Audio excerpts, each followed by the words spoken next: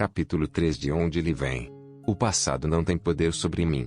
Certo, já analisamos muitas coisas e garimpamos até chegar ao que achávamos que era o problema. Agora temos de chegar ao que eu acredito ser o verdadeiro problema. Sentimos que não somos bons o bastante e existe uma falta de amor por nós mesmos. Aprendi, pelo modo como encaro a vida, que, se há algum problema, essa afirmação tem de ser verdade.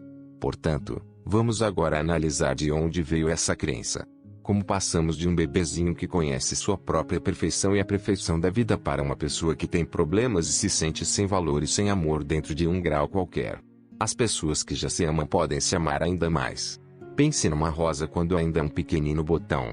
Desde que ela se abre em flor, até as últimas pétalas caírem, a rosa é sempre bela, sempre perfeita, sempre em mutação. O mesmo acontece conosco. Somos sempre belos, sempre perfeitos e estamos sempre em mutação. Fazemos o melhor que podemos com a compreensão, consciência e conhecimento que temos. À medida que ganhamos mais compreensão, consciência e conhecimento, iremos fazendo as coisas de um modo diferente. Faxina mental. Agora chegou a hora de examinarmos um pouco mais nosso passado, de dar uma olhada em algumas crenças que têm nos dirigido.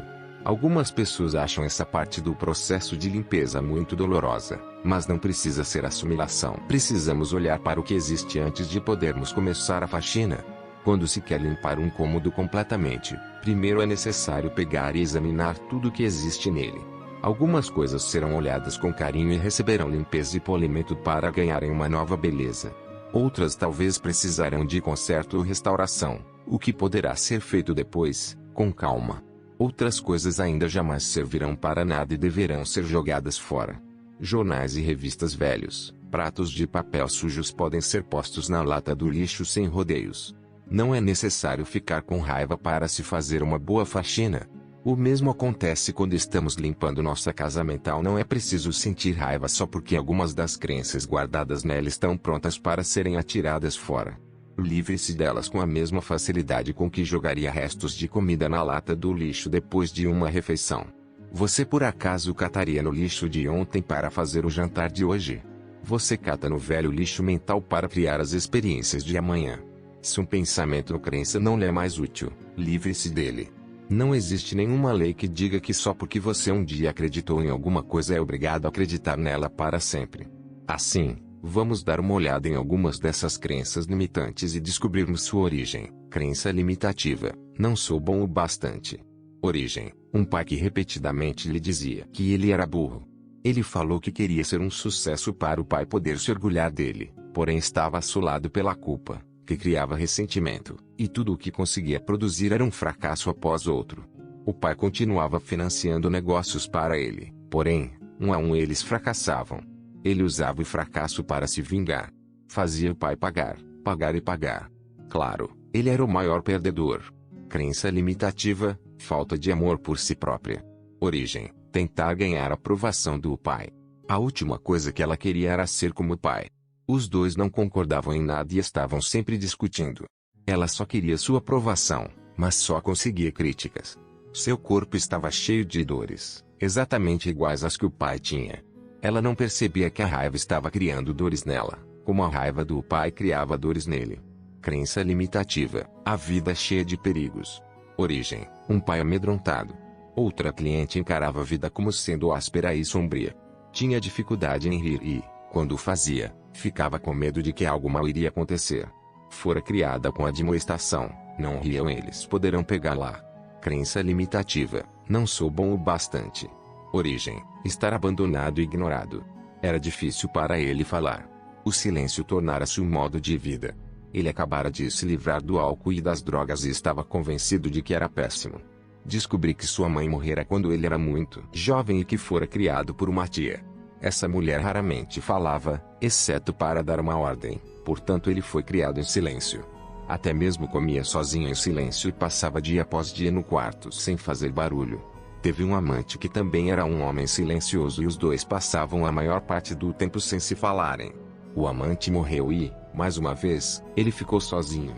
Exercício: mensagens negativas. O exercício que fazemos em seguida é pegar uma folha grande de papel e escrever uma lista de todas as coisas que seus pais disseram que estavam erradas com você.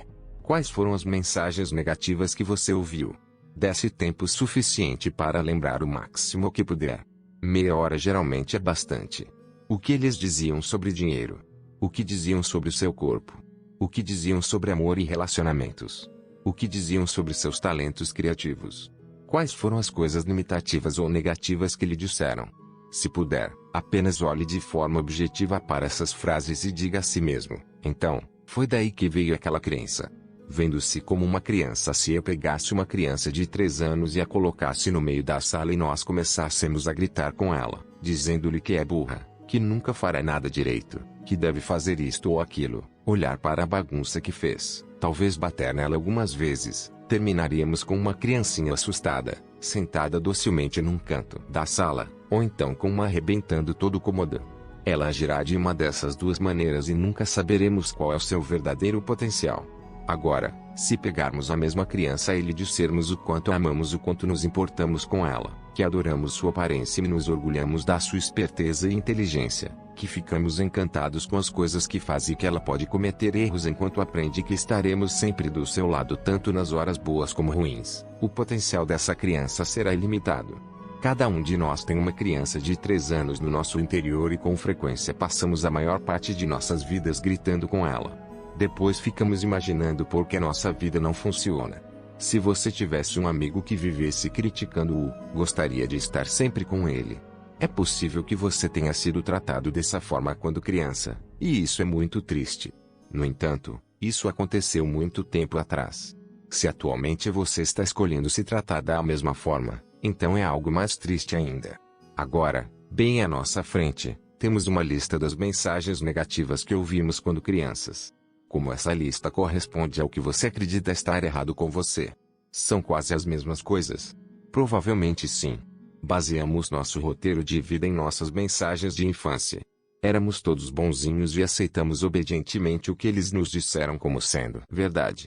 Seria muito fácil só culparmos nossos pais e sermos vítimas pelo resto da vida, mas isso não teria graça nenhuma e com toda certeza não nos tiraria da encrenca em que nos encontramos agora.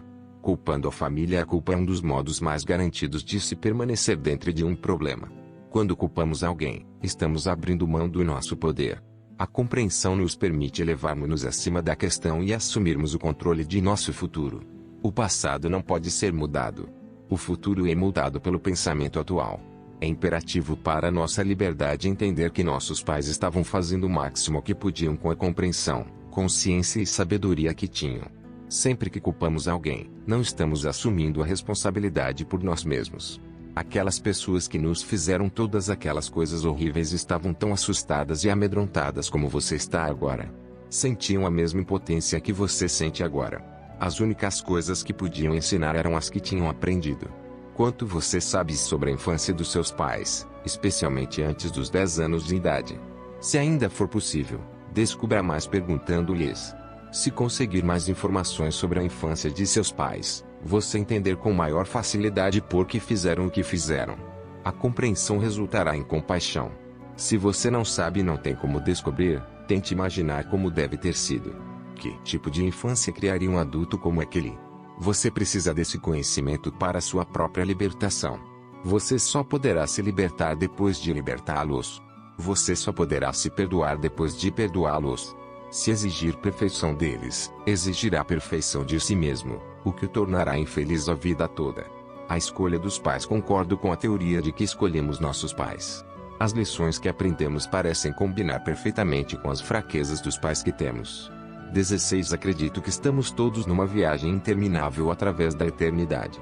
Viemos a este planeta para aprendermos lições especiais necessárias para nossa evolução e espiritualismo. Escolhemos nosso sexo, cor e país, e em seguida procuramos o casal perfeito para refletir nossos padrões. Nossas visitas a este planeta são como ir a uma escola. Se você quer ser esteticista, você vai fazer um curso de estética. Se você quer ser um mecânico, vai para a escola de mecânica. Se você quer ser um advogado, vai para a faculdade de direito.